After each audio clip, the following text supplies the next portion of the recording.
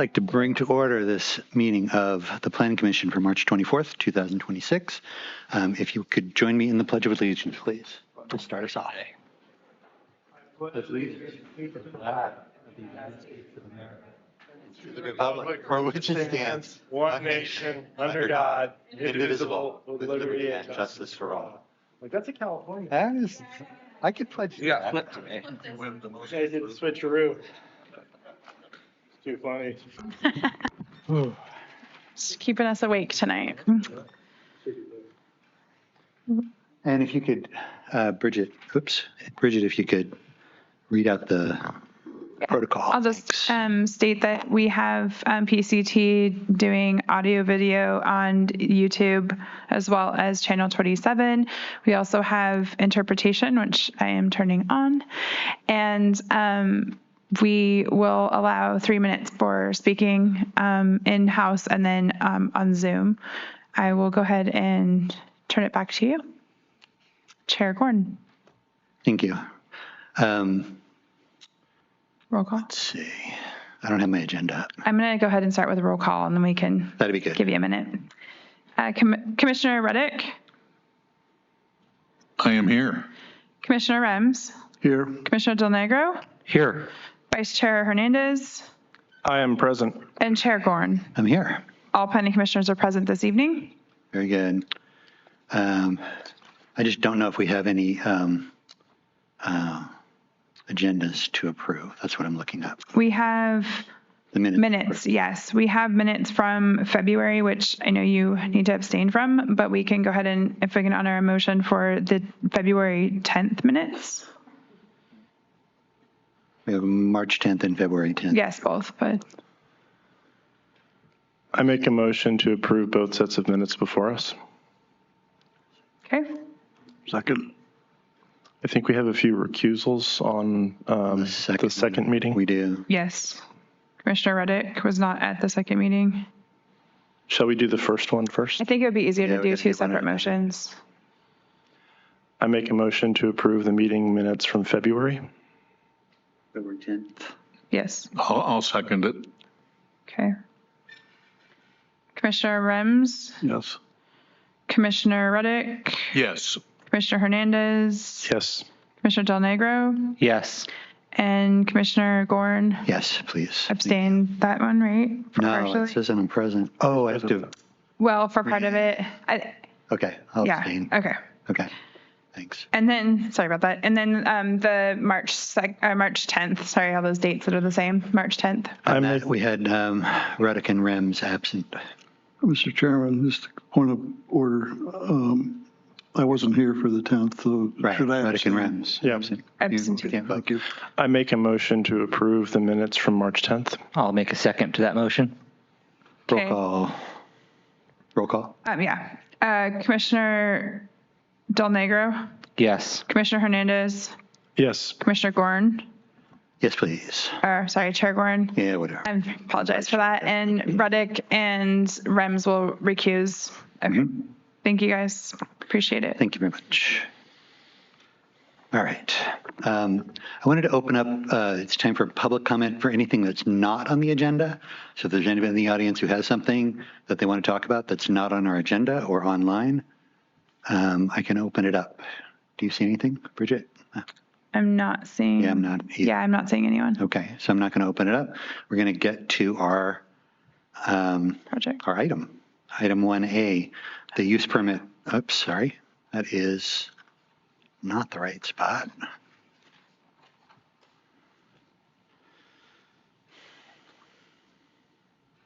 Sorry. The coast development permit for the self-storage facility over by Curly and Reds.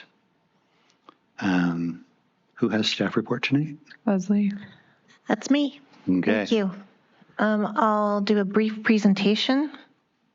This is for a self-storage facility at 215 San Mateo Road. The CDP number is PDP 24039.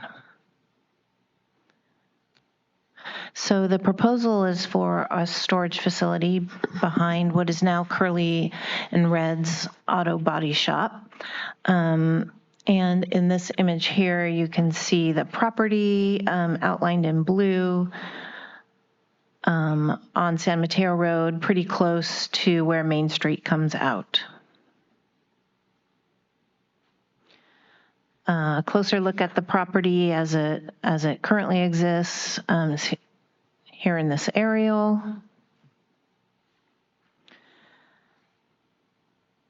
The proposal is to put the storage facility behind Curly and Red's. There would be 68 prefabricated storage units, bioretention pond, reconfigured parking with 20 spaces. There's 15 outside and 5 inside. A chain link fence, but also solid composite fencing along the back or southern edge of the property.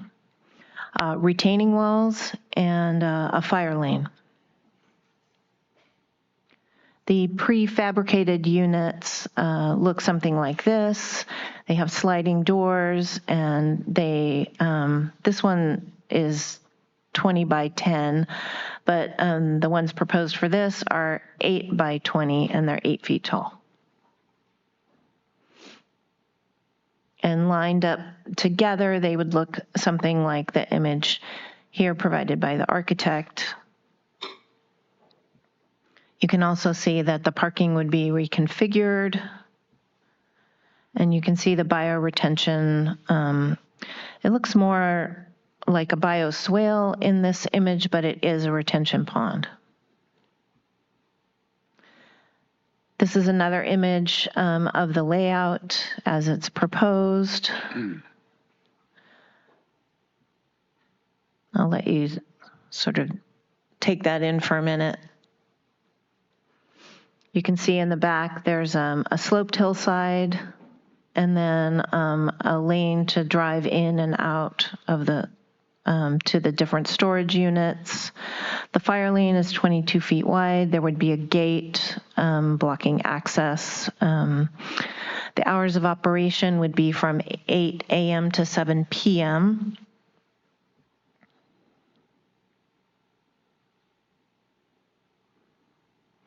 The land use designation in our land use plan is light industrial.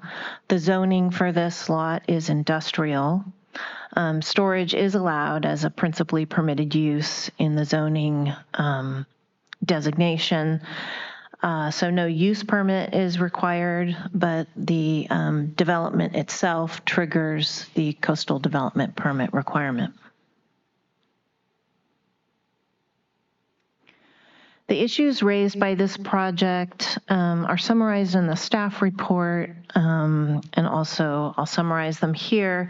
There's not a lot of environmentally sensitive habitat in the area. There are some visual resources. The site is located on the Town Boulevard Scenic Corridor. Some of the requirements for that are that development is set back from the street, that it doesn't block views to the ocean or views to the town center, and that it doesn't detract at all from the area. There isn't really a public access issue. There's no archaeological resources that are mapped on the site, although there is a condition in the resolution that requires reporting any archaeological resources that are found during grading. And there's no historic resources here. Just to touch on the habitat issues, this here is a map, and the layers that I turned on were the habitat types, the wetlands, and ESHA, any special status species in an ESHA or unique species in a potential ESHA, special status species in a potential ESHA, and also special status animal species sightings. So near the project site, which is outlined in blue, the habitat type there is rudderol. Typically, rudderol is invasive species, non-native, fast-growing plants. And in terms of habitat value, it's usually animals that are more adapted to urban environments. The one ESHA that's somewhat close by is Pillarcitos Creek, and the reason the rudderol habitat over on the far side of the image is pink is because there was a sensitive species there. All of those areas are pretty far from the project site. In terms of zoning code issues, noise is certainly an issue, and the applicant did a noise study, which essentially found that the noise from Highway 92 is those noise levels are above ambient noise levels and essentially as loud as anything that would be generated by the storage facilities themselves. They also did a traffic impact assessment. There's not a lot of traffic generated by these self-storage units, usually just a few visits a day. And they did a parking study. And all of these studies are in the attachments. And the parking study basically concluded that they needed about 20 spaces, which is what they're providing. In terms of stormwater management, the project does involve new impervious surface, and our public works engineers recommended a bioretention pond, which is what they are including as part of this project.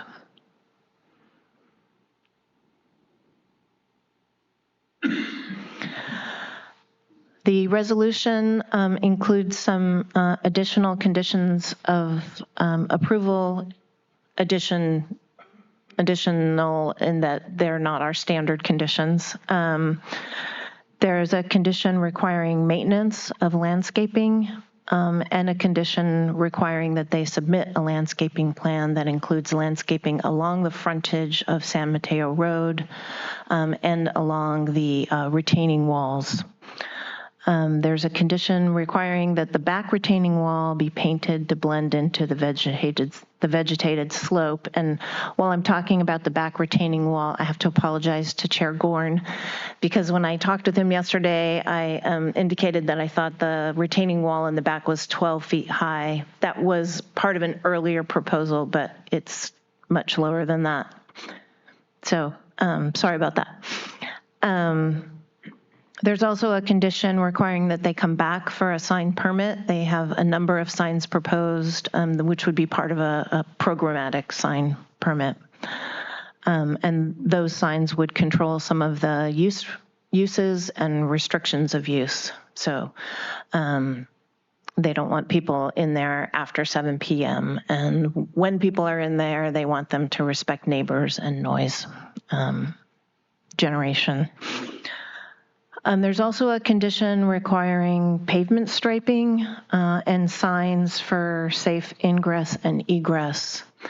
So one of the things that we've been working with the owners of the barn on is striping the pavement so it's very clear where cars can enter and where cars must exit. And the traffic study that they did discussed a need for that clarity and also a clear area to queue as cars are leaving and entering. So that's why that condition of approval is there.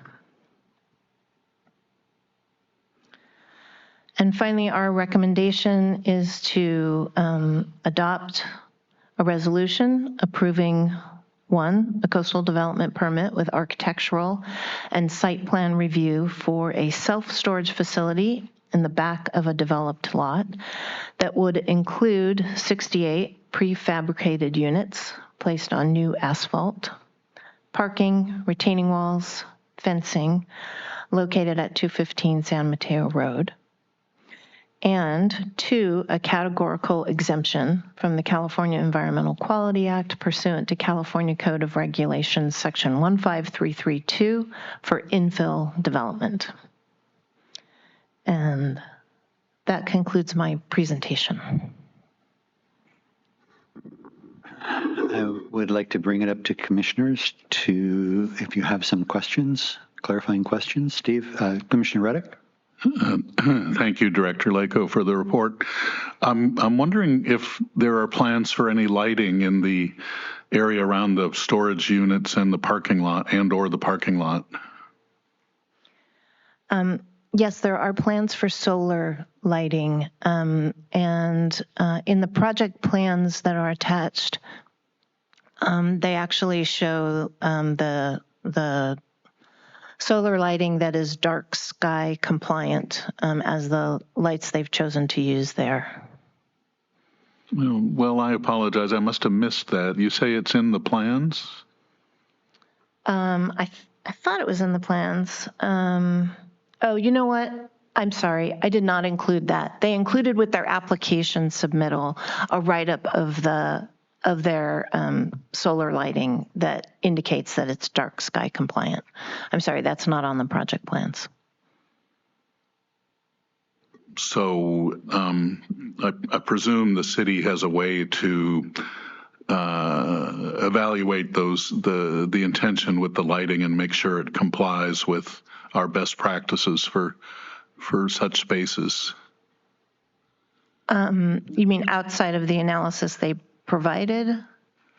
Or are you suggesting some kind of condition that would require inspecting afterwards? Well, I'm imagining that the city has guidelines for dark sky and other purposes that they would evaluate any such plans against and assure that they're going to comply with this. Yeah. And not something that we would need to attach a condition for in that case. No, not something that we need to attach a condition for if they have already, since they have already complied with that in their application submittal. Thank you.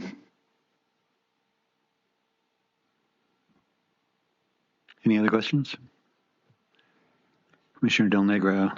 Chair, the size of the lot that's actually going to be covered, the percentage of the lot covered by the facilities themselves, do we know those numbers? I think they might be in the staff report. Let me open it.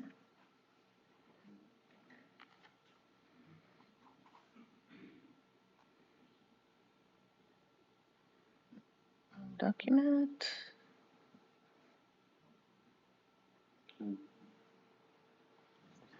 It's on one of the drawings. Okay. The lot area is 41,000 square feet, and the existing impervious is 21,000. The proposed impervious is 39,000, basically 40,000 square feet. 41,000 would be the whole lot with the auto body shop. Yeah, it's pretty much the whole thing is Not just the impervious. area that was in the Right. Yep. Thank you, Chair.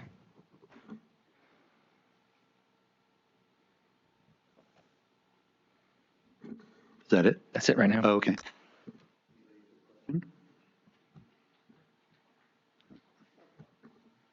I'll ask the question, even though I think I know the answer. For the director, do you know if these units are environmentally controlled? Do they have heating and air conditioning in them? No. Okay, Let me just confirm with the applicant. thank you. Nope. Vice Chair Hernandez. Thank you. Follow up on Commissioner Reddick's questions. But is there a hour of operations for the lighting? Would it be similar to any business along the 92, or would it be just sort of security lighting that's activated in case there's a disturbance? Can you just give me a sense of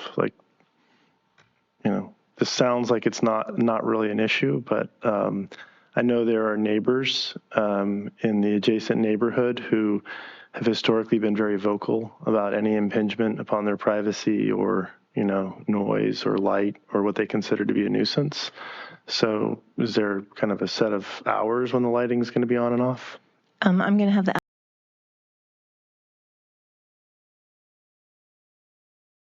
Sorry, Jason. You might need to turn it on. Well, you're going to lift it up, and you're going to tell us your name, and after you turn it on. Think so. Perfect. What's your name? Name's Jason Million. Hi there. Yeah, so the security lights were going to be motion activated for, there's different programmings on there, but for at nighttime. And then obviously they come on with a photo sensor there, so. Okay. But you're not planning to have them on floodlights on 24/7 or anything like that? No, I think there's some current lights at the facility. I would imagine that they turn off, the regular times, maybe Okay. 8 or 9 at night. You're not increasing the impact? No, sir. Okay, great. I had another question for you, Leslie. In looking at our policies, can you help me understand whether or not this project falls into the city's gateway?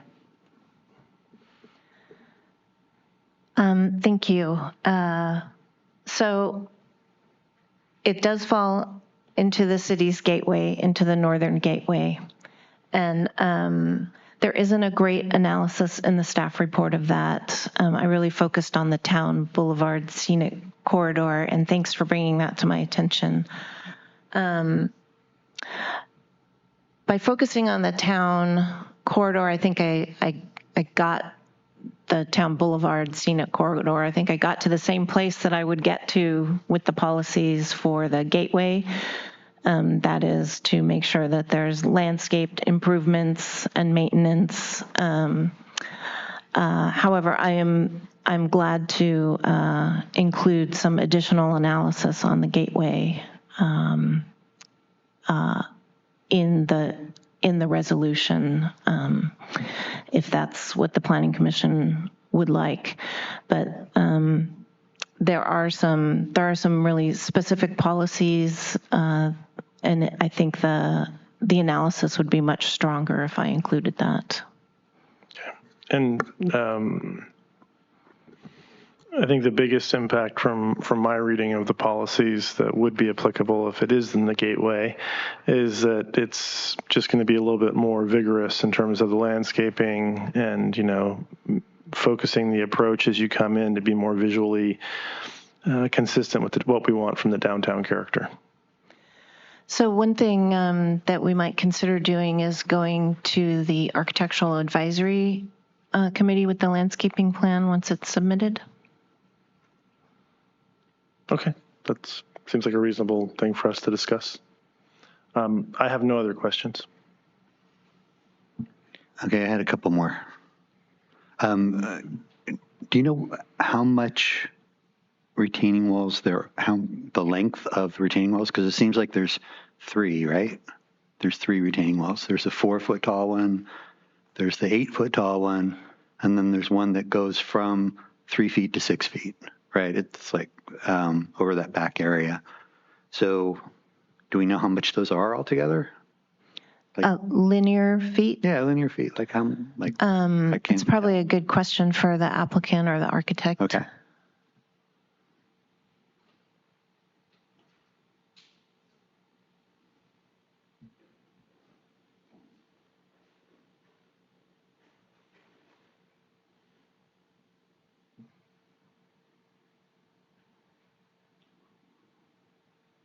For those of you watching at home, the architect is reviewing the plans before he responds to us. I have to do it at the microphone. I'm sorry. The architect said that it looks to be about 400 feet. 400 feet for the retaining walls. And then sorry, but I also wanted to know about the fences because it looks like there's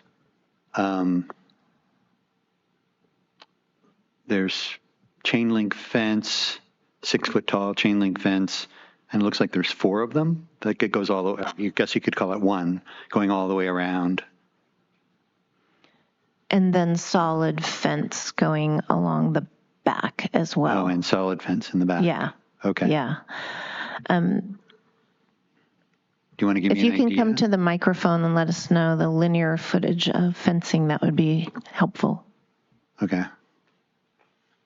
Hello, I'm Andrew. Hi there. I work for Ed Love. I'd say there'd be about 600 feet because it's got to enclose all 4 sides of the facility. Okay. And then I don't know if this is for you, but the bioswale. What's the purpose of the bioswale? The bioswale, if you look at the site plan, it shows storm drains draining from the low side of the lot and catches all the water and puts all the water in the bioswale to treat the water. Okay. And so it's like a bio catchment, right? Yeah, yeah. So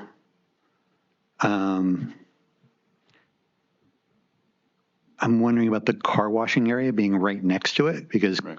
car washing is not just dirt that comes off. It's like all the things from cars, Right. the brakes, the tires, the oil, all that. And it seems like it would wash right into the bioswale. Is that on purpose? We did discuss this at City Hall with, I believe, Deolita, and he did, recommend using organic soaps and making sure that it would be naturally filtrated through the bioswale. So Okay, but I'm not so concerned about the soap as all the other stuff in the car, right. right? But that's it. But that was our means of dealing with it and treating it. It's like to put it next to the bioswale. Yeah. So that's on purpose. Yeah. Okay. Yeah. So the way that a bioswale or a retention pond works is that it's a natural way of filtering out some chemicals. Okay. So having it near the car wash is purposeful and Okay.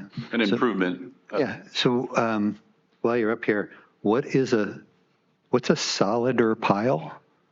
Is what it's like. I think that's what I read for the retaining walls. What are they made out of? I guess. We have suggested soldier pile, but we are still investigating. Soldier pile. Yeah, it's where they hammer So it. it's just spelled wrong. All right. Oh, Yeah. sorry about that. Okay. Yeah, I they just didn't hammer them into the ground. So those are metal posts. Yeah, or we could do a concrete retaining wall. It's more of a question of cost, really. Okay. Okay. I think that's it. Okay. Thanks. I have Oh, a follow-up question. one more thing I wanted to ask Leslie Lako is the floodplain. Isn't this in the floodplain? The map that San Mateo County did of the flood area. This is one of those areas. I would imagine that it is, and I think I have that layer here. Let me look it up to confirm.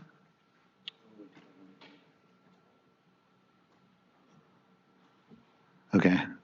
So while she's doing that, one more question. Sorry. You have these like 6 foot wide in between all the buildings. So it's 12 feet really for cars to go by back and forth, which is fine for a road because cars are about like 5 feet wide, I think, right? But how wide are trucks? Well, there would be a size limit for the truck to go in, but Okay. we use the widths of these aisles based on a meeting we had with John Rydell, fire chief, Okay. and that was what we were allowed to use. And so it doesn't, I mean, I can't quite tell from this plan. Maybe I'm not reading it right, but it looks to me like you go down the path along in this corridor, right? That's 12 feet wide. And then you hit a retaining wall at the end and you need to turn around, right? So You'd either back in or pull in. yeah. And back out. Okay. So, Okay. But there's no place to, okay. Thanks. Yeah. It does not show up as being in the 100-year flood or 500-year floodplain. We don't have the best FEMA mapping, I have to admit. It's not in a tsunami inundation zone. It's just outside the tsunami inundation zone. And Well, it doesn't mean you can't build there, because, we built yeah, the, yeah. the I'm just stone trying to pine. give you all the Yeah. water hazards. But the water hazard does go into Stone Pine. We built there anyway, but I'm 99% sure that floodplain gets wider and not narrower as it goes farther on. Yeah, so it doesn't show up in the 100 or the 500-year floodplain, or in the USA flood hazard areas, which are the layers that I have available here. Okay, thank you. We had other questions up here. Vice Chair I Hernandez. just want to clarify. There's an existing car washing area on the site, and that has its own sewer drainage solution. It's not draining into the creek or into the watershed directly, is it? The purpose of the bioswale is not to replace runoff from the car wash that would otherwise just go into the groundwater? You are correct there. The purpose of the bioswale is because they're adding more impervious surface. So any chemicals that are on there, on the asphalt from whatever other activities, or any spillover from the car wash would go into the bioretention pond. But it's not designed to replace the sewer function that should be working with the car wash today. No, it is not. Great, thank you. Just want to clarify that.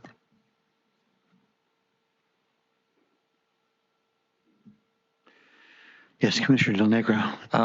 I know there's no water source on that side of the property. Is that correct from what I read originally? They're not putting water inside the facility itself. No, they're not expanding the water usage. So they're not going to have any way to wash these units over time other than bringing like a truck or a pressure washer system of some type.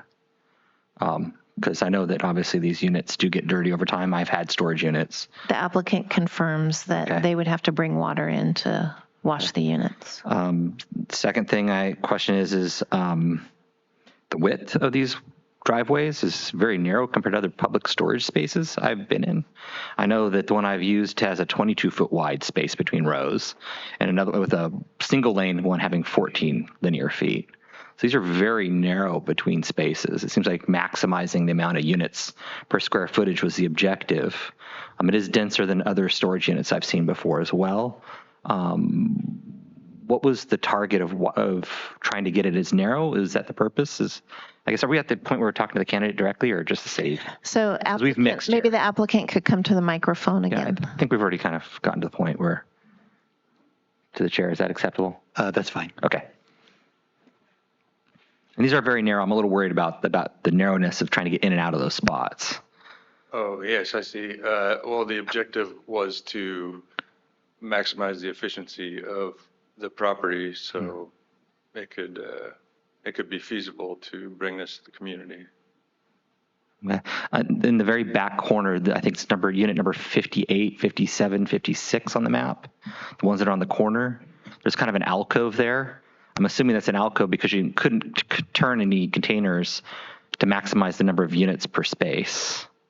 That's because the property line. The setback from the residential I'm not sure the R value of that residential, but is 20 feet. And then further up is 5 feet from the commercial, and then 5 feet from commercial, and then 5 feet from industrial. I guess the one issue I have is you've now created sort of an alcove for people to hide and things not to be seen as easily.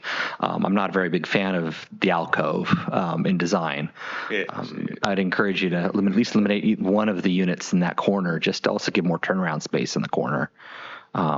Would you consider that? Yeah, if the city is okay with us, touching in that little 20-foot setback line just a little bit, then we would just continue on that row. Alternatively, you could eliminate one unit at least to still stay within. Yeah. It also gives the corner a turnaround space. So if you're backing out of that far end, there's at least more area in which to make the corner. It's not clipping the last unit on the end. I mean, just the design, I know you're maximizing space, but it doesn't make sense from a utility perspective to the public, and it creates a dangerous alcove, in my opinion. Yeah, the property will also have multiple security cameras that are fed to a service with the monitoring and all that business, which will not be pointed at any other properties, but the storage facility. Yeah. So security will definitely be taken care of in that regard. Okay. The other questions I have, I mean, obviously, this will have an impact on your other business on site. I know that there's another business there, obviously, approaching towards the body shop that's present. What are the impacts on your existing business does this have? On the body shop? Yeah. I've been working with Gary. He's been a longtime tenant of my family, so yeah, we've been working together to make sure he still has everything to continue on his business as he has been doing it, and he's looking into his future. So we've been working together quite well, I think, and I believe. Yeah, I think so as well. I'm into cart culture myself. I own a couple hot rods. I know the importance of having a body shop on the side of the mountain. It's one of our last ones left. Obviously, we also have, things like the Dream Machine's coming up in a couple weeks here. I'd hate to see a body shop, the last body shop, leave town and now have to go over the mountain for it again with everything else. That's my grandpa's started that body shop, so that'd be the worst thing for me too, to see that name not there when some people are driving over the hill. I know that there's some equipment there, power, I think some other stuff. I see some equipment back there that's going to have to be moved. Yeah, he has an air compressor shed. Sure. I don't think we're going to need to move it because we have those 5-foot setbacks, and I've done the measurements right there. So it's existing. I'll spruce it up a bit. Okay. But so the impact I'm also concerned about is visualization of all the wrecked cars and all the car parts and stuff. I mean, I know that I've been on that lot many times in my life. A lot of that stuff sits in the back corner back there, and you're going to lose that space. So a lot of the wrecked cars, the cars that are currently undergoing, are going to be pushed forward towards the street more and more visible. That's an impact towards visualization on the lot for current use. Yeah, well, we're still working on the best layout of parking and his functionality of the property, as he's been using it and as he would like to use it in the future, or whoever, would like to take over the business there.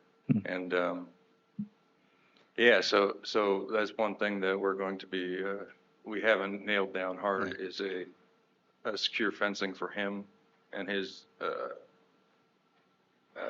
cars that he's working on. I'd like to not have to see as many, cars as close to the street being pushed further towards what I'm asking. Can we avoid having, the cars that are currently under progress of being repaired up front against Highway 92 or, being pushed forward? Because most of the time, right now, they're kind of in the area between units 15 and 10, 9, 8. They store them kind of on that side. Yeah. Well, at the moment, the plan is to put the storage facility in the back, and he will have secured lockup in the front. So on that map, as it is that where Highway 92 is, then there's a fairly deep slope, maybe goes up to 8 feet and then down to nothing. So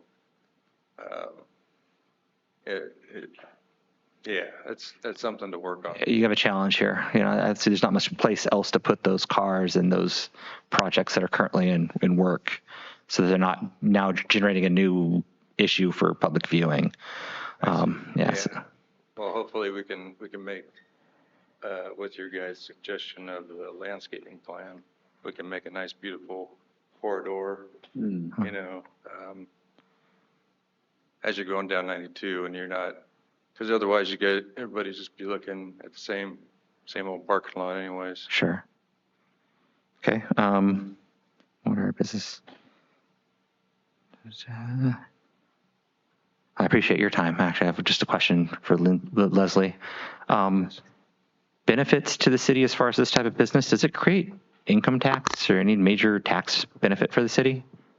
Parking, the storage units? A business license and yes, tax. They are Yeah. taxed for city income as far as use tax or like. Well, there'll be development fees and But as far business taxes. I was under the impression that storage units don't actually generate tax revenues for cities. Oh, that's news to me. I read online. It's just that it's not a benefit to the city. Obviously, the auto shop does generate benefit to the city financially, and I'd hate to see. Obviously, I understand it's a historical thing, and I appreciate that your intent is to keep it going. But in the long term, obviously, I'd hate to see a business that's generating revenue for the city be impacted by a new project where you may not get revenue.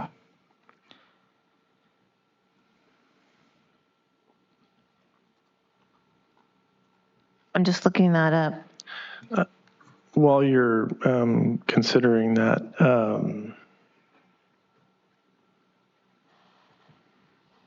actually, I'll let you finish that first. Mm-hmm. I'll let her finish first. Okay.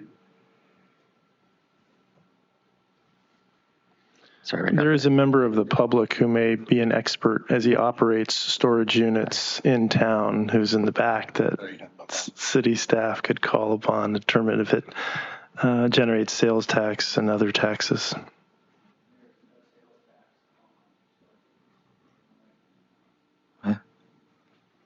All right, so it's So, That was Bob Kay saying there is no sales tax. okay, B&K Storage units. B&K Motors. Yeah, Okay. thank you very much. and so I guess the next question I had is staffing. This is going to generate. I know there's some building up front. Is that intended to be a permanently staffed office during working hours, or it's a come and go and get in out, get out with a lock or a code? Is there a full-time employee coming that's going to be there? Sorry to bring you back up. But. Okay.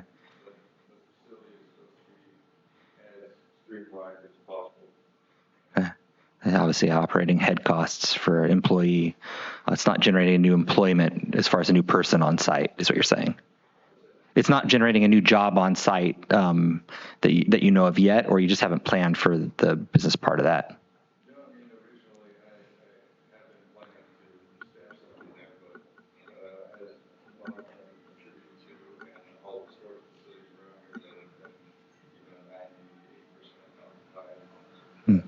Long time.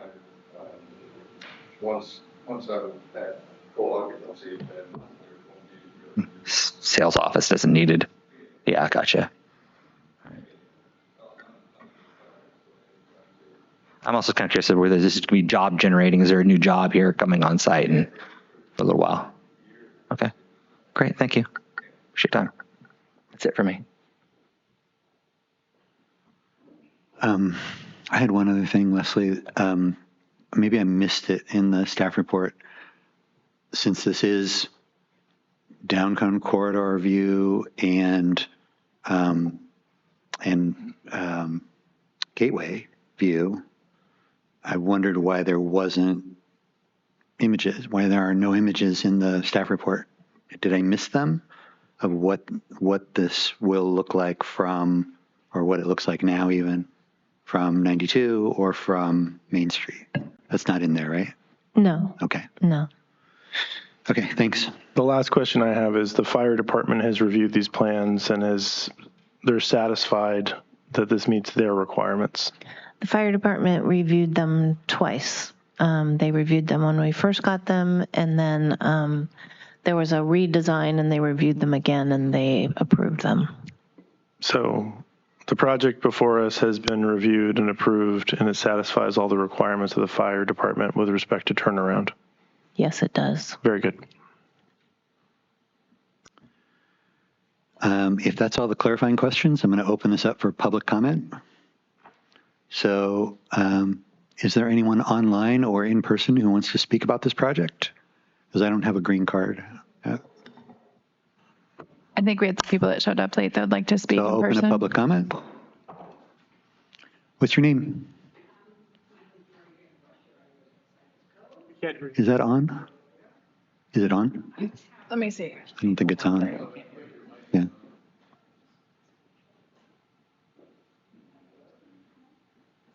Hello, Better.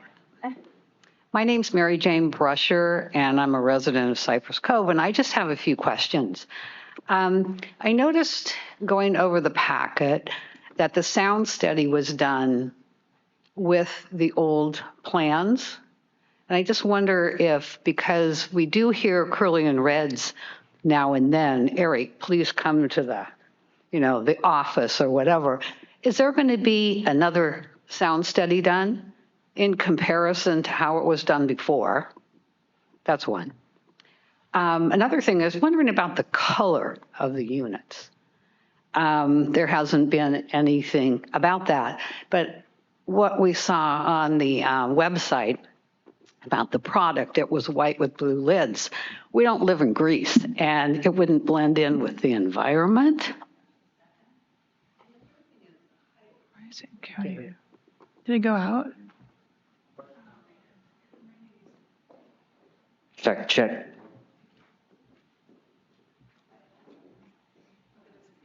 Oh, that's okay. Thank you. I was wondering about the retaining wall. If I'm correct, you can walk from the restaurant parking lot into Curly and Reds. Will the retaining wall go from around the whole complex? And how high will it be, and how will it be landscaped?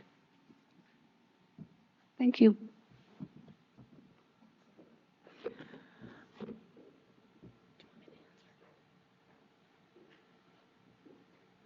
Are there any other members of the public who have questions or would like to speak? Looks like we do have one. It's okay. Just grab the microphone. I think it's on, so it should just be. Yeah. So one thing, it's hard for me to see. Oh, see, this is on for you. Sorry. Then just speak right into it. Okay. So one thing it's hard for me to see there is a representation that you can see on Google Earth of the trees that are on the border. I didn't hear in this, and I didn't see if those are going to be preserved or not. Can you tell me your name, please? Oh, I'm sorry. It's okay. Beth Squires, resident here in Half Moon Bay. Thank you. So the question is about the trees on the border. Is there? Well, we'll get to it, but this is public comment, so you make Okay. whatever comments you want, and then we'll I guess make sure we address them. one of the reasons, I know that area is used currently for, I know this because I had an auto wreck once, and it was towed to that area, and I know that the county, I think via Curly Reds, helps with that area sometimes. So I'm just wondering what the plan is so that that kind of service can still be provided in Half Moon Bay, because I think it's an important, couldn't get to Pacifica to do that, right? And, over the hill, right? So I just, I'm a little concerned about the impact of that. I'm a little concerned, my mother-in-law lived near a storage facility, and there are always crime issues, to be honest, with people coming in and out. I can't speak to that, but that seems like a concern. And the other thing is the traffic coming off of and going into Highway 1 seems like it would be a lot more usage for people coming into on a more regular basis to go into that area or not. It just seems like we're creating more traffic, just like we don't have enough of it. I guess that's the last of my comment. Thank you. Is there anybody else who would like to speak from the public in person or online? I am seeing none. I'm going to close public comment. And we can bring it back to the commission. Who would like to start? Commissioner Reddick. Thank you. I asked earlier about the lighting. I guess that's my only real concern is what are the plans for the lighting? How's that going to affect the neighbors around there? I apologize. I don't know what the lighting is today or how it's likely to change for the parking lot and the storage units. I heard you mention solar activated or possibly motion activated lights, but if you wouldn't mind walking me through that again one more time, just so I know exactly what the plan is, I'd appreciate it. You're getting your steps in tonight.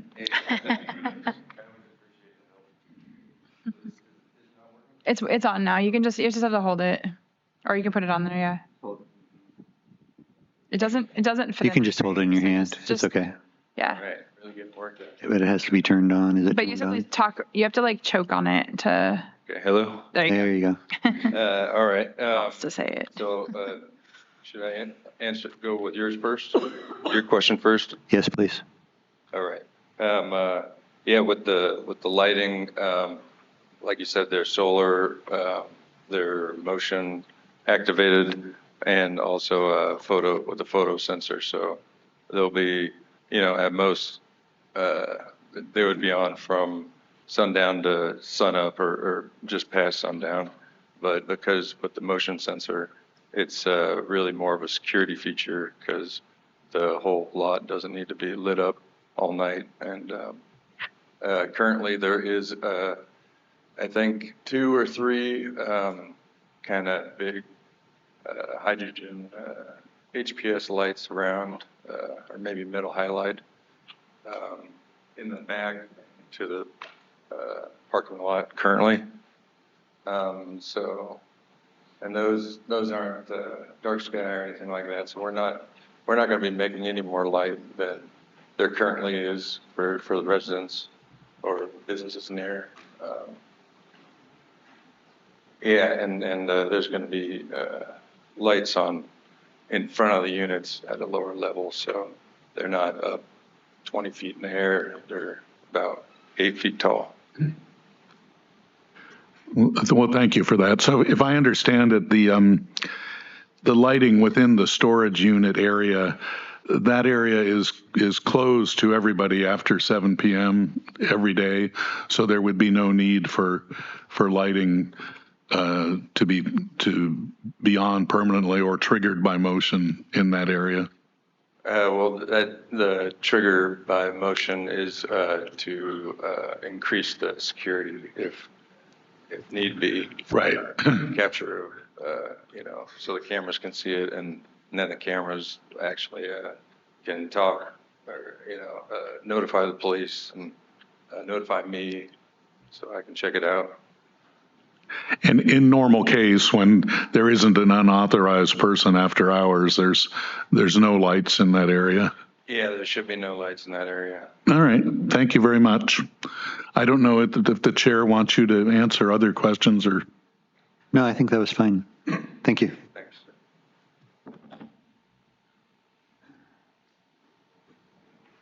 I actually have just to Agro.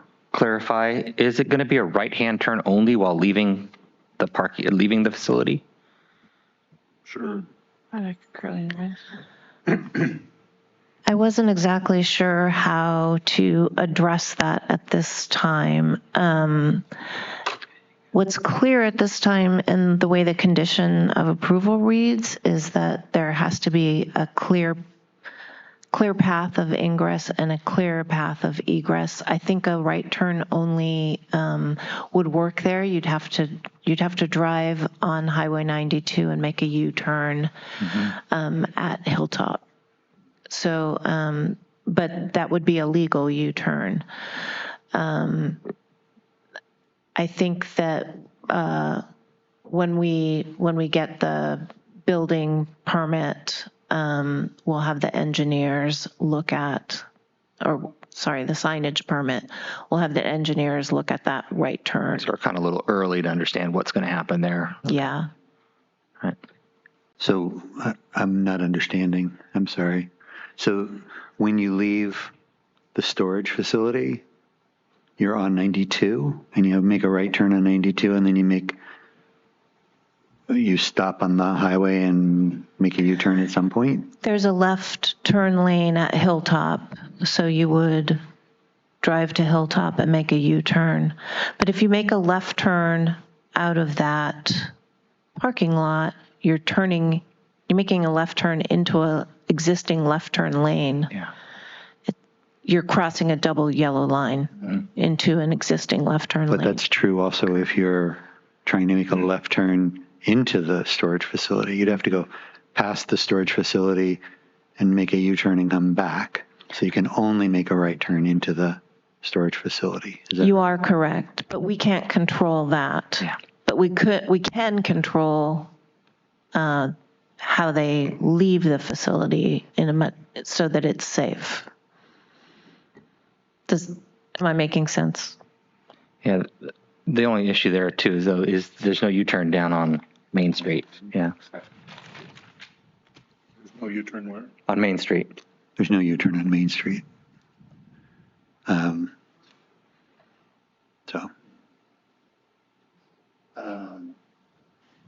No.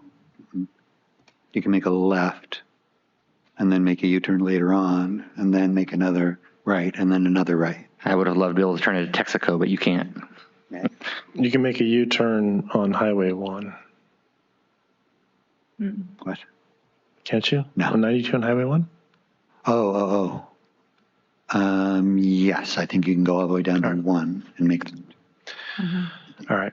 So we're in discussion now? We are in discussion. Would you like to discuss? Sure. Vice Chair Hernandez. I think it's important that we support local businesses. This is an area zoned for industrial use. It makes a good use of an area that is designated for business. And I think the existing auto body shop provides an essential service to the community. And regardless of whether or not it generates sales tax revenue for the city, it is an improvement on the property and will result in property tax increases. It'll probably somehow benefit our community. But, I've heard that there's high occupancy rates for storage units. So I think it's something that's good for the community. So, in a general way, I'm very supportive of this project for the benefits I see coming forward. And I'm not necessarily excited about trying to change the layout of some of the units. I understand the feedback you had around like the little alcove area, but if the fire department has approved it, I don't really see a need to address the project. From reading the staff report, one of the neighbors raised the question of the trees. So no heritage trees will be removed from the project. And if that's wrong, I'm happy to have that's correct. I was happy to have city staff correct me. None of the immediate trees in the areas will be impacted either. So that's certainly if small trees or bushes are removed, then if it's not a heritage tree, there's not much recourse that we have. Those aren't things that we would deal with anyway. I'm curious what your thoughts are on the retaining wall, because you really dug into that. So I'd like to get feedback on that at some point. The biggest concern I have is that this is, one, it is on a scenic corridor coming into Half Moon Bay. It's also on a prominent gateway that's been designated in our local coastal land use plan. The G for the gateway in our map literally sits on the property that we're talking about. And currently, it's not a particularly attractive view today from the highway looking onto the property. I'm a little disappointed that we didn't have a landscape plan in front of us today. I know this is a relatively small project, and it's an existing use, but I would have loved to have seen a landscaping plan that kind of addresses some of the concerns I have about and I'm not making something up here. This is actually an important part. There's like 9 different policies around the gateway and around the scenic corridor that address anytime there's new development, which this is. We have an obligation to improve, to maintain and improve the scenic quality of our community. So this is an opportunity to do that. And I would have loved to have seen that before us. I think if we have a vigorous landscaping plan that screens the property, I think a lot of the concerns you raised about looking at cars goes away. I do think the idea of changing the orientation of the parking lot so that you see fewer cars when you have a sidelong view out of your car window, I think that could be helpful, but I'll leave that to the applicant to figure out the best arrangement for parking because I certainly don't want to litigate how they park for a service shop. That's not something in my skill set. But the sort of overall look and feel, this isn't a huge project. It's relatively low rise. It's lower than the industrial garage space next to it, but it'd be good that it sort of have an integrated look. So if the coloring can either blend in or complement what's already there, if it can be, I saw bright yellow with bright yellow sheds. I saw a white building with a bright blue top, and then you've got the gray and red coloring of Curly and Red's existing building. So to me, this is a perfect opportunity as a condition of approval to take Leslie's suggestion and just pass back not just the landscaping, but the integrated feel of the building back to the Architectural Review Committee for them to have a pass at it.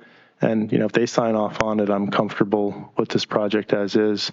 I was concerned with the bioswale being used for the car wash, but that's not the purpose of the bioswale. It's to take the runoff from the pervious surface. I do think it's helpful to consider using a pervious surface for the car wash or for the storage area. There's benefits to us when we use those types of surfaces, but that may complicate the project at this point in time, and I don't want to overcomplicate your project. You've taken quite a while to get here, so, but it is something that I'd be amenable to. If the applicant and city engineer decided it made sense, I'd be supportive of it. I'm curious what you guys think about forcing this to be a right-hand turn only. It's not a major change to traffic. And I'm sure people already turn illegally left going out of there because I'm not going to say I've ever turned left illegally across a double yellow line on 92, but I know that I've seen other people do it many times at great risk to life and safety. So I'm curious what you guys think about forcing a right turn only lane out of there. Certainly signage and striping and maybe rumble strips immediately across might be good things to add, but I don't even think we can control the rumble strips because that's Caltrans. So I'll leave it at that. How do people access Curly and Reds now? They don't make a right off of the highway. They go through that parking lot and up, right? No. Or do they go right off the highway? Right. I'm thinking about the way I get there is I turn right off the highway. And then when I left, I did make an illegal left turn. Yeah.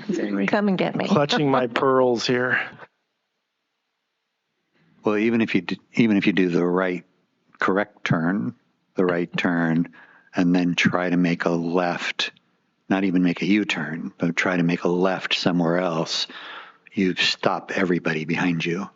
And that's how we get accidents on Highway 92. So it is an issue, but I guess you're saying it's a superfluous issue. Superfluous, I don't know. There is a left turn lane at Hilltop, so you wouldn't be blocking traffic to make your left turn. if you were to turn right out of there. I recently tried to make that U-turn and could not make the turn itself and had to use the ingress into the home facilities that are there, the actual residencies, and then back out. It's not amenable to a U-turn. Well, and It's too you're gonna be tight. driving a U-Haul. It's just too tight. Even in my driving a truck. truck. You're going to drop your stuff off at the storage place. Yeah, You're driving a big truck and you're driving it for the first time ever. And so that's, it seems like a problem. It is obviously it's an existing problem. It's not a new problem, but it becomes worse with the size of the vehicles potentially going in and out. But people, correct me if I'm wrong, but like you can cut across the parking lot to Flying Fish Grill and then drive past Alifano. Is that true? Yeah. So like people, like if I was there, I would just drive past Alifano's and make an illegal turn on Main Street across slower. I wish I might getting into it. Getting into it, you can go right at Flying Fish Grill and then, there you can get out. Except the size of vehicle may be a little more strict to that direction. So we had a traffic study. It's not like a significant impact. We had a noise study. It's not a significant impact. I don't think we need to revisit the noise study. I don't. Well, I think the noise study was based on a 12-foot retaining wall, which is what was originally planned. And so now it's a 3 to 6 foot retaining wall. And so there will be more noise.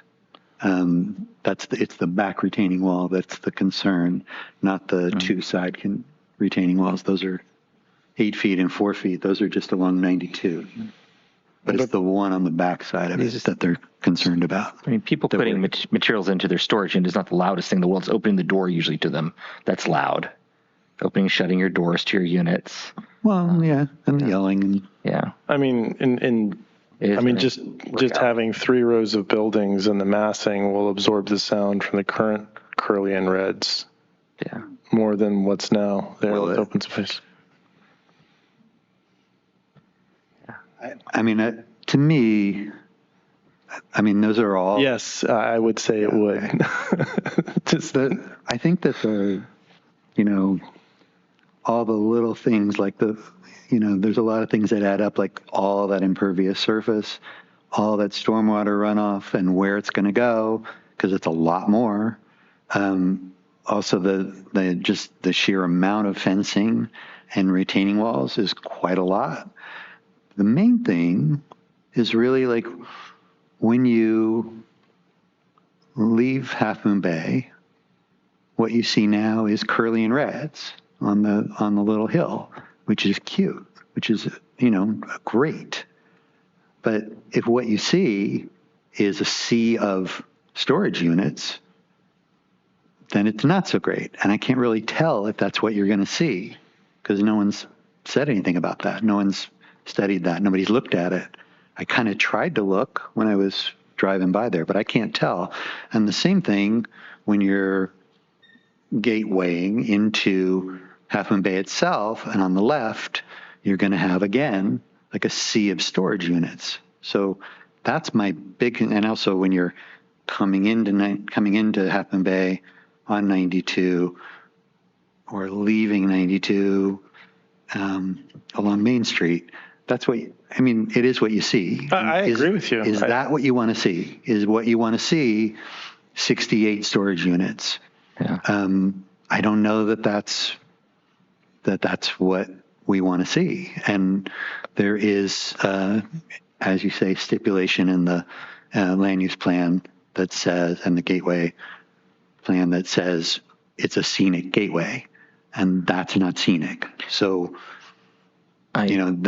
that seems to be an issue that isn't really addressed in the staff report. I will also point out that the wrecked cars no longer being at the back of the lot hidden and now being out front is going to be an eyesore issue. It is an impact beyond just the storage units too. And where are they going to store those facilities, those cars, other than right up near the street? And there's no solution offered yet.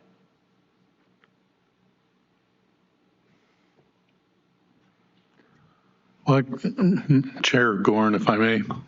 Yes, Commissioner Reddick. To some extent, the concept of the the scenic gateways to me is an aspirational thing that over the long term Half Moon Bay can work towards. But I'm challenged to think of anything existing in any of our gateways that delivers the kind of scenic value that we would aspire to. And as we've talked about, the zoning here supports this kind of use. If indeed the landscape plan can provide a little bit of shielding, which I'm looking at Google Earth now, and I'm seeing there's a good opportunity for that, and there's very little of it on either side of Highway 92 in the so-called gateway zone. So I think that would be taking a realistic and practical and big step towards what we aspire to with this. Okay. I'd hate to see us disregard what the place is zoned for out of overly acute concerns about the scenic value. So I'm not arguing it. I do think that just like the Curly and Reds in that area is zoned for commercial, so is that area zoned for as a scenic gateway. So they don't always go together. So we need a plan. We don't have a landscape plan. The sound study, I don't know if we really need a new sound study. The crime issues haven't really been proven to me, although we do have a lot of fencing around there to try to keep people out. I haven't really seen in the staff report anything that addresses those issues, the scenic gateway issue, the corridor issue, there's the landscaping plan. I just don't see it. So I feel like it's missing. That's the main thing, I guess. Remind me, what was facing the parking lot in the back of the storage units? Is that just the storage unit facing, or is there a fence on? There's a fence on that No, there's too. a retaining wall. Retaining wall between the storage unit and Curly and Reds. No, it's just the back of the units facing. No, it looks like there's two storage sheds that in the image are painted yellow, and there's some minimal landscaping on the bioswale area, and then you've got the white wall face of the back. And then you see 11 units are what appear, or the back wall of 11 units. You're going to see a wall because there's no opening. So it's just a wall that covers 11 of the 14 units that would be facing you. There's an opportunity to beautify those, at least to be publicly. You could put a mural there. Yeah, or something. But I think AAC needs to see this first. Yeah. I kind of feel like they need to take a look at it and see if it can fit the scenic corridor thing, the whole scenic gateway. If they can come up with a landscaping plan that makes sense for that area. I kind of feel there's a little bit more work to be done to get the landscaping plan together, obviously. Deal with the street ingress and egress. I feel like there's just some things that are not quite finally done here in preparation for this to be, Yeah, I don't know if there can be ingress and egress alongside Curly and Reds, or you have to cut out some storage units to do it. That would be a better plan. It could also get them an opportunity to also come up with a solution for where the wrecked cars are going to be. Well, and also the 12 feet wide. I know fire department signed off, but I've driven those trucks. I drove. They Goodwill truck. They could create more business for Curly and Reds. Axles. I'm not going to judge. They're really big. I agree with you that it seems a little tight, but if this works for them commercially and the fire department signed off on it, I don't want to redesign their project from the dais. If we determine that it doesn't conform for a reason that I'm unaware of, okay. But to me, I think that one I'm not really worried about. I'd also, there's an existing use into the lot. The issues of ingress and egress are existent. Mm-hmm. It's not a material impact on the traffic that's worthy of a mitigation. So you're not obligated to make it a right turn only. Except that Curly and Reds is limited amount of egress and ingress, where this is 68 units. So it's a lot more. I mean, it won't be, maybe after all the units are filled, maybe it won't be as impactful. But filling those units would be. The evidence before us indicates that it's not material. Okay. I don't disagree with the possibility that you say. The evidence we've seen, in the traffic study is, well, it's not material. So just one last thing, and that's the retaining walls. Yeah. So we all got retaining walls, and the reason we all have retaining walls is to keep out both the water and the dirt. And my experience with retaining walls is that they fail. They last about, 10 years. If they're, you would know better than me, but I have a concern that much retaining wall that's holding back 8 feet on one side and 6 feet on another, and that runs for, I can't remember how many linear feet, but it's a lot of linear feet, that those,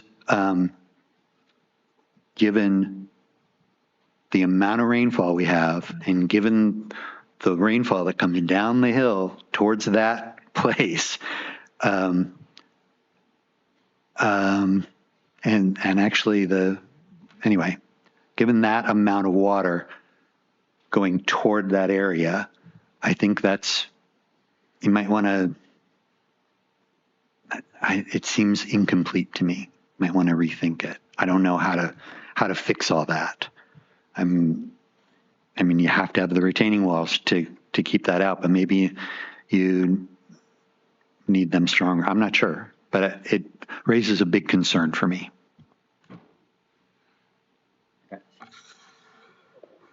I think that's a fair question.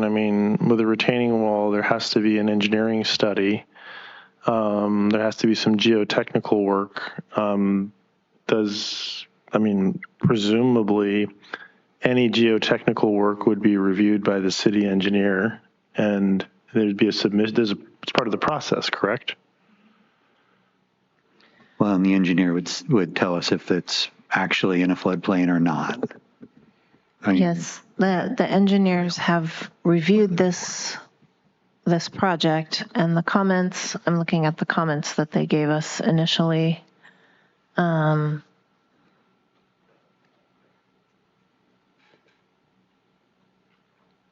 So the construction plans, when they're submitted, will be reviewed by the engineers again, and that's when they will look more closely at the retaining walls.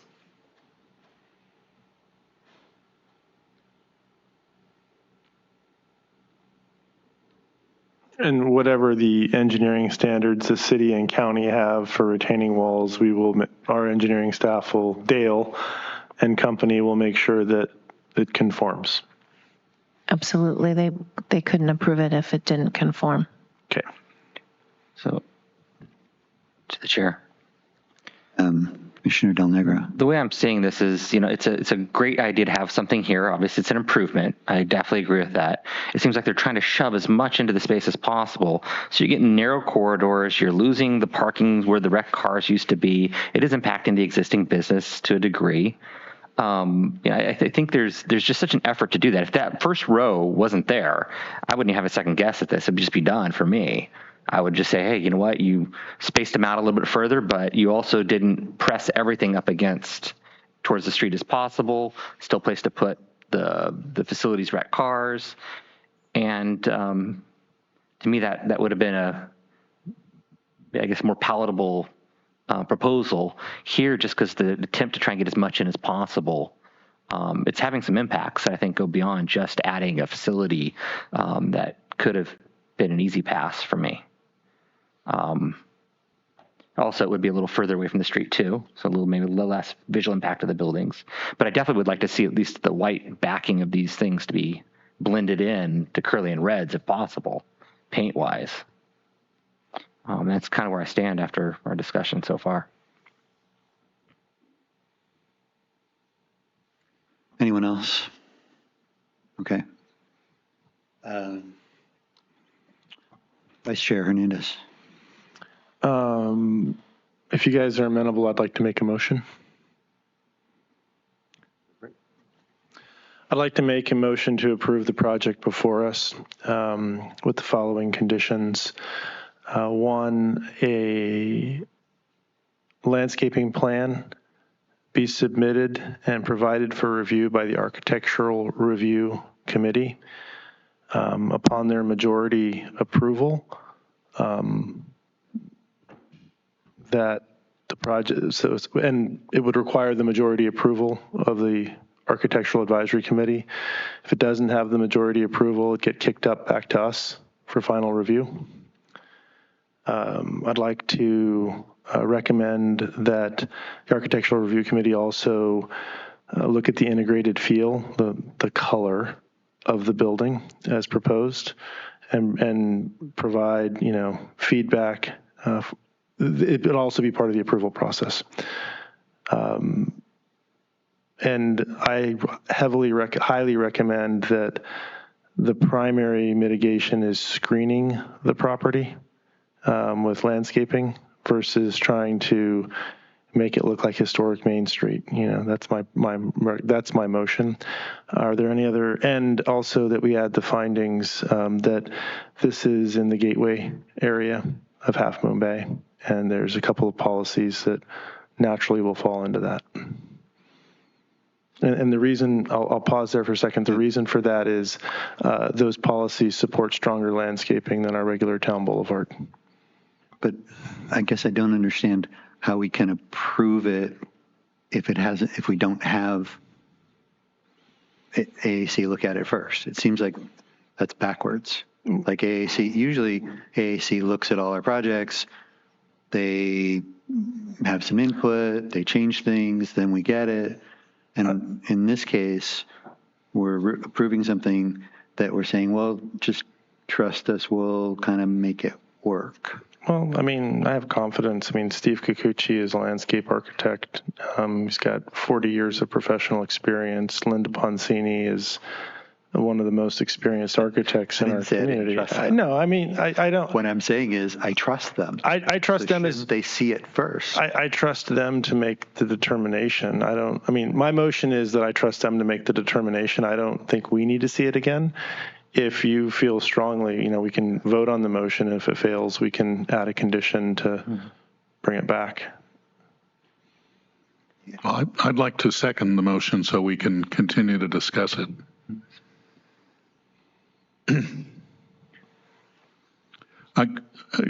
Mr. Chairman, may I could support the motion and I could support the project, Mr. Chairman. And so I don't see this project the same way I think that my colleagues do on this panel. That's why I haven't said much. But I will support the project with or without the landscape plan. The reason is when you drive up, I can't remember ever seeing a building there because you're focused in on traffic at that point.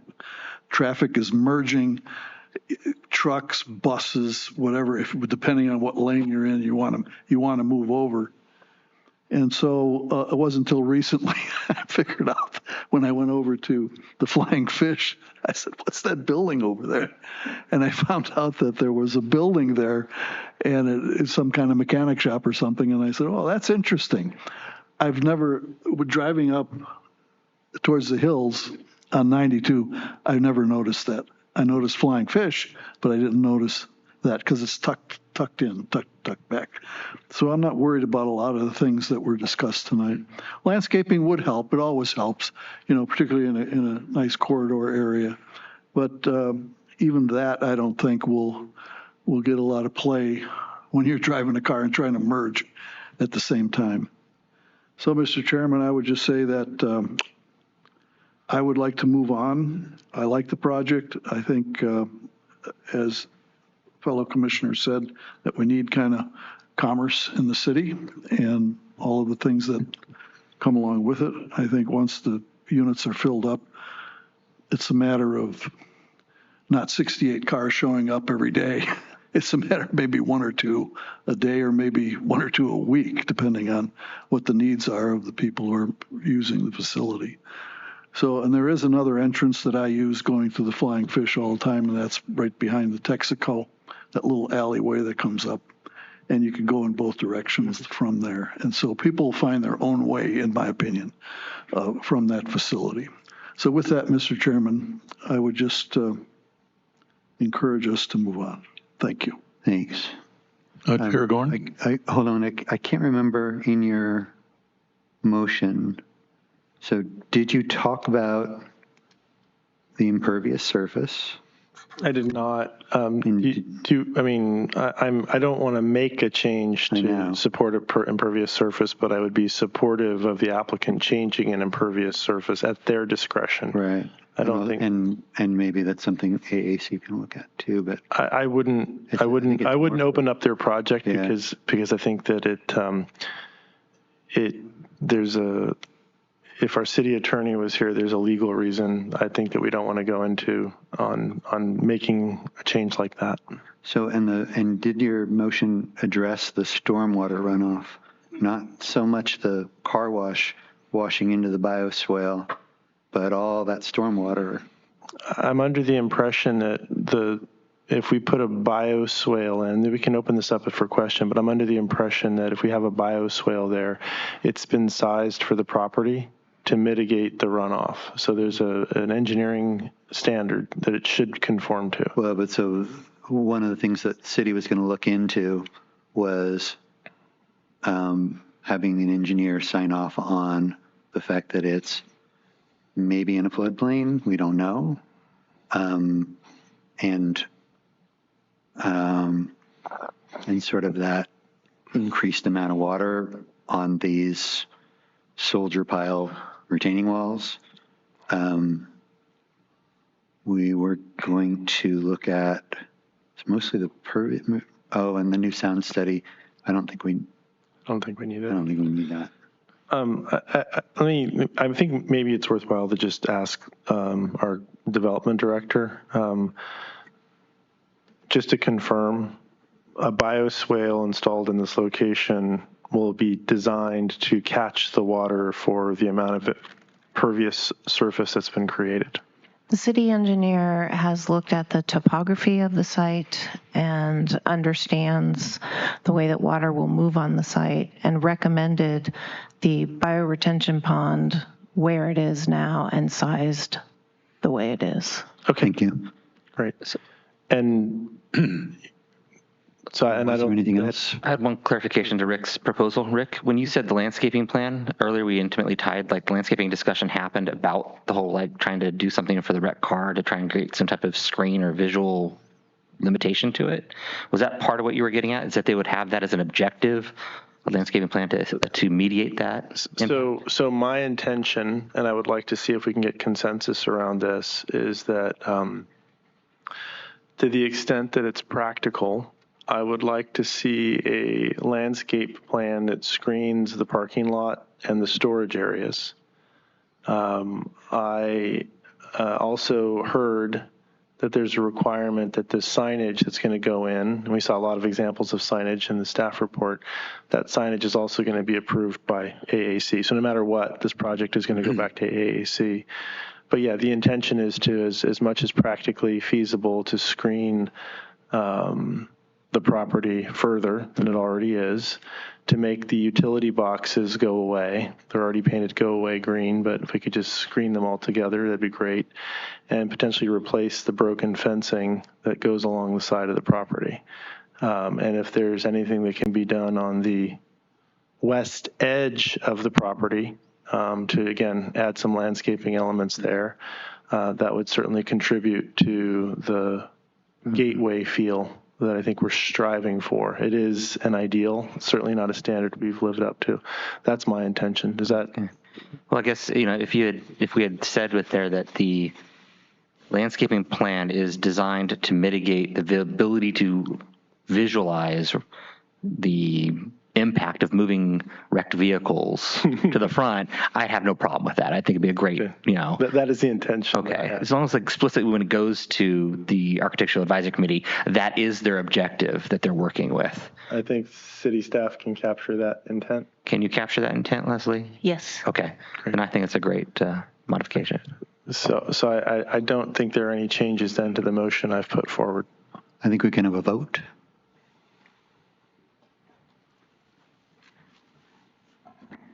Commissioner Rems, Yes. Commissioner Reddick, Yes. Commissioner Del Negro, Yes. Vice Chair Hernandez, Yes. and Chair Gorn. Yes, please. Motion approved with conditions 5-0. And we are up for director's report. Congratulations.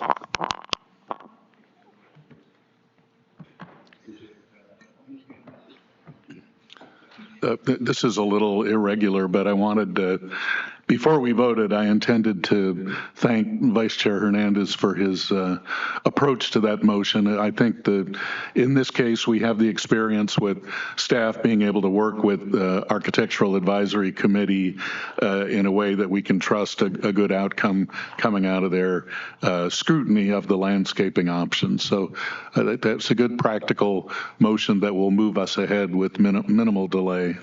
And I would like to just to thank you for that before we move on from this item. In the future, I think as we have projects that are in the gateway, even if they're minimal projects, if it requires a CDP, my opinion, and this isn't an item on the agenda, but my opinion is that the policies around gateway need to be put into effect around development. So screening, landscaping, improving the visual corridor is important. And I would love, if for future projects, I would want to see the landscaping plan at the Planning Commission. That would be my preferred outcome in the future. For sure. May I just add, Mr. Chairman, that I too, following on Commissioner Reddick's, want to thank Commissioner Hernandez for a reasonable request for the landscape plan. Thank you. We have the director's report, please. We haven't issued any permits since 2 weeks ago, so there's no permits to report out. We did have an Architectural Advisory Committee meeting last week. The committee looked at the downtown banner program, which will be coming to you sometime in April. So that program is that program is meant to have banners on posts along Main Street that will be changed out for different events. And it's something that the Downtown Business Association has really been pressing for. They also looked at Olive Outdoor Living, which is at 429 to sort of 431 Main Street. So there's a new pottery store there, and the space next to it is being converted to an outdoor sort of garden space. So they looked at that as well. And in other news, the consultant contract for the implementation plan update will go to council on April 7th. So that has, that's always a heavy lift when you're getting an RFP out there. So it's nice to have it done. And we ended up with a fantastic consultant who has a lot of experience with implementation plans in the coastal zone. So we're very happy with that. Her name is Martha Miller, and she owns Miller Planning Associates. That's it for my report. And you have a new planner. You have to mention that. Oh, yes. And our new planner started on Monday. His name is Paul Kyla Hinsey, excuse me. And we also have a new planner starting on Monday, and her name is Ruby Zaldondo. Congratulations. Congratulations. Yeah, it's just been Scott and I for a little while now, and we are completely buried. So we're thrilled. Curious, you said there's for the pottery location behind the bike shop there. Does that have the one that has the fence that's upside down on it after they've cleared all the trees and is on highway? The old lighting store on Main Street. Oh, okay. It's on Main Street. Okay, Yeah, gotcha. across from Cunha's. Other bike shop across town. Okay, gotcha.